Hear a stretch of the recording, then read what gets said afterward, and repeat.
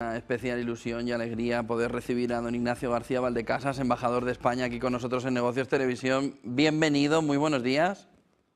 Buenos días, José Antonio. Un saludo para ti, para todo el personal de Negocios Televisión y para nuestros telespectadores después de 6 meses de ausencia. Se ha ido y parece que el mundo ha cambiado, pero yo creo que es que ya no lo parece, es que ha cambiado, ¿no? ¿Cómo lo ve Es usted? que no me puedo descuidar. En cuanto me descuido empiezan a ocurrir cosas gravísimas, ¿no?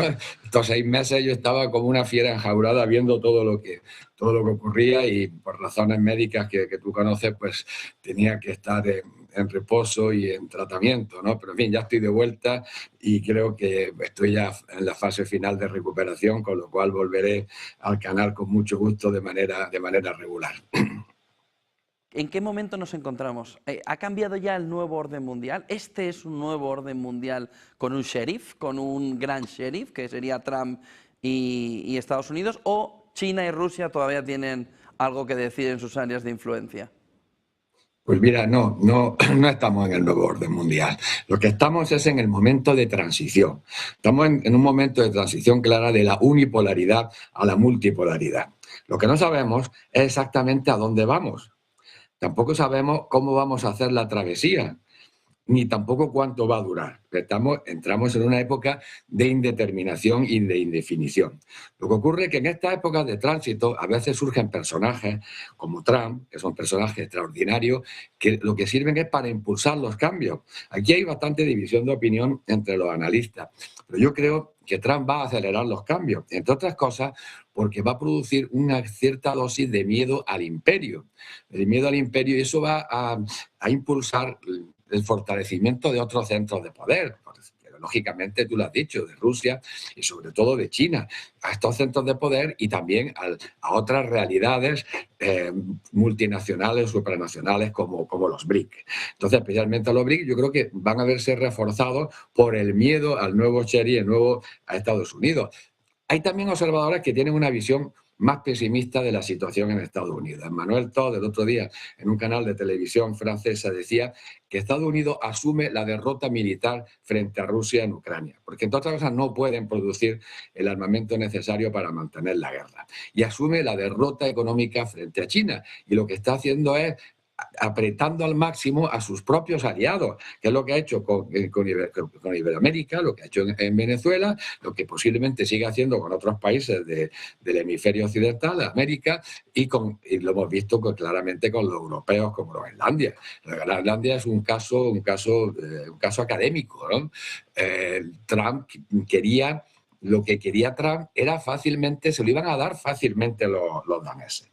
No sabemos todavía los detalles del acuerdo, con lo cual hay que hablar con cierta prudencia. Pero yo estoy convencido que el convenio del año 51 entre Dinamarca y Estados Unidos le daba a Estados Unidos el margen suficiente para hacer prácticamente lo que va a hacer ahora. Y si ese acuerdo del 51 no le hubiera dado ese margen, los daneses hubieran estado encantados de complacer a Estados Unidos, porque siempre lo han hecho, siempre lo han hecho. Entonces, ¿por qué Trump empezó por la vía de la agresividad y la guía de no excluir el uso de la fuerza? Pues por su manera de ser, fundamentalmente, porque las razones de seguridad eran una pura fachada, eran una pura mentira, porque esas razones de seguridad con el convenio del 51 en la mano y con la buena voluntad de Dinamarca se hubieran solucionado y se van a solucionar. ¿Qué es lo que ha ocurrido? Pues que este personaje se ha encontrado por primera vez con una cierta oposición de los europeos. Y alguien le ha debido de explicar a Trump que si seguía por esa vía era inevitable, que si sacaba a Groenlandia por la fuerza era inevitable pues prácticamente la desaparición de la OTAN.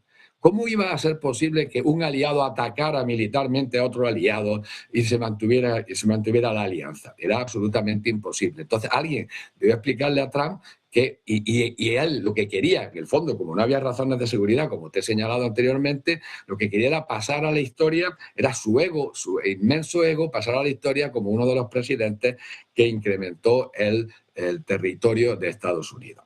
Y luego también los negocios, las tierras raras y los minerales. Pero eso lo va a conseguir con el acuerdo que van a llegar. Yo estoy convencido que Dinamarca va a hacer todo lo posible porque los Estados Unidos se sientan a gusto en... Si leyendo el convenio del 51 le da una amplísima libertad a Estados Unidos para establecer bases, para mover sus fuerzas militares por la isla de Groenlandia. Entonces, lo que había era la egolatría de Trump, de querer pasar a la historia aumentando el territorio de Estados Unidos, y por otro lado los negocios, y los negocios los va a hacer.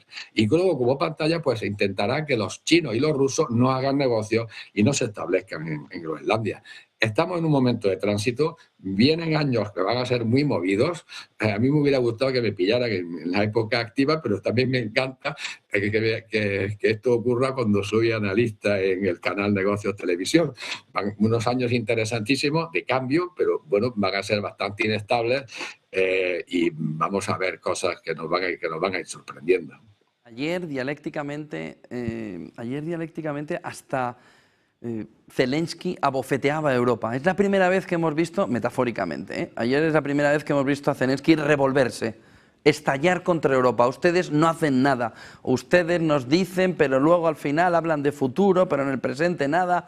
Ese cambio de Zelensky, que es el más parecido al clima de tensión que se vivió en la Casa Blanca cuando fue por primera vez a Trump. Lo que pasa es que aquí Europa se calla, asume todos los golpes y no dice absolutamente nada, pero es un clima de tensión muy parecido. Aguantaron los europeos ayer todo tipo de desprecios sobre quien habían ayudado porque considera que la ayuda es poca y que en el fondo solo Estados Unidos de verdad le puede ayudar. ¿A qué se debe ese cambio de Zelensky?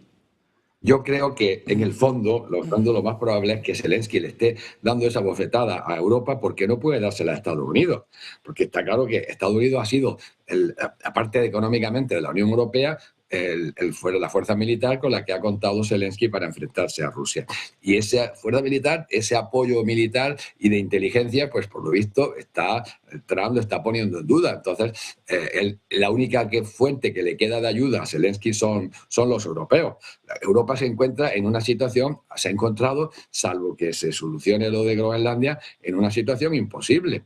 El gobierno ruso, Putin, debe estar frotándose los ojos con incredulidad de lo que está ocurriendo en Europa. Pero, como no hay mal que por bien no venga, yo creo que Trump lo que ha hecho ha sido dejar al descubierto la inconsistencia y la incoherencia de la postura europea, dejar al desnudo la postura europea. Entonces, yo creo que todavía tenemos una oportunidad en Europa de plantearnos seriamente el futuro, de coger nuestro futuro en nuestra propia mano, tener autonomía estratégica, tener nuestro propio ejército europeo y tener una propia industria de defensa europea.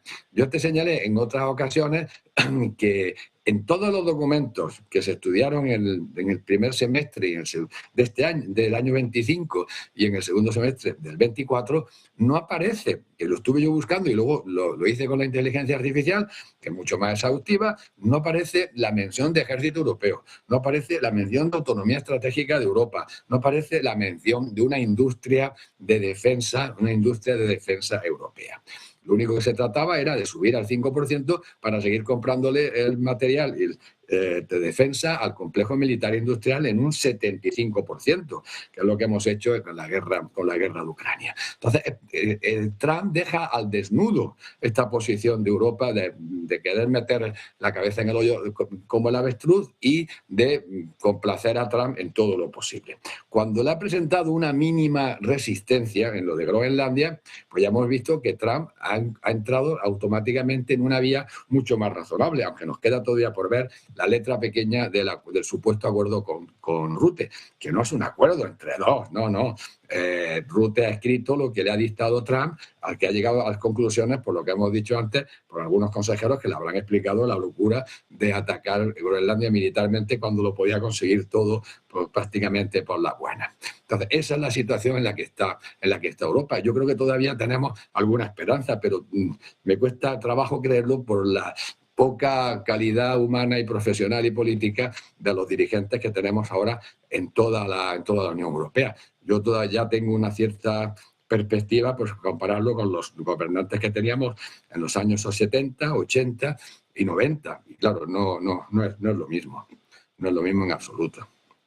A partir de aquí, ¿se puede esperar un movimiento de China o de Rusia en el plano geopolítico? Parece que también esa visita de Witkoff podría acercar la paz, pero China podría también hacer un movimiento geopolítico en un entorno de desorden como el que estamos viviendo. Yo creo que los chinos no tienen prisa. Los chinos no tienen prisa y los chinos van a dejar que la fruta vaya madurando poco a poco. Van a esperar a que la decadencia de Estados Unidos pues vaya a más, y sobre todo si el dólar deja de ser la moneda de referencia en el comercio internacional, en las transacciones financieras y sobre todo en el mundo del petróleo. Y Rusia lo que va a insistir es en la guerra de Ucrania, porque para Rusia ya sabíamos del principio que era una amenaza existencial.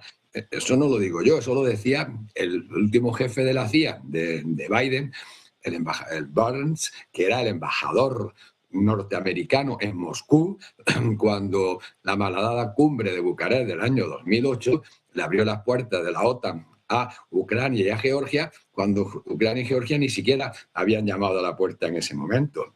Entonces, pues Rusia se va a concentrar en la guerra de Ucrania, y veremos hasta dónde va a llegar el frente, hasta dónde van a llegar los territorios que se va a quedar Rusia y qué acuerdo de paz se puede conseguir. Como decía Mersheimer, va a ser una ugly victory, una victoria fea.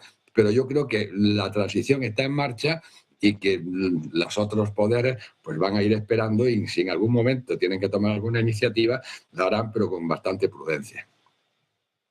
Muchísimas gracias por toda esa fotografía, don Ignacio García Valdecasas, embajador de España, ya retirado. Buen día, buen negocio y buen año. Y es una alegría enorme verle otra vez de vuelta, don Ignacio. Para mí también, José Antonio. Muchísimas gracias y aquí estamos de vuelta otra vez al pie del cañón. Buen día, buen negocio.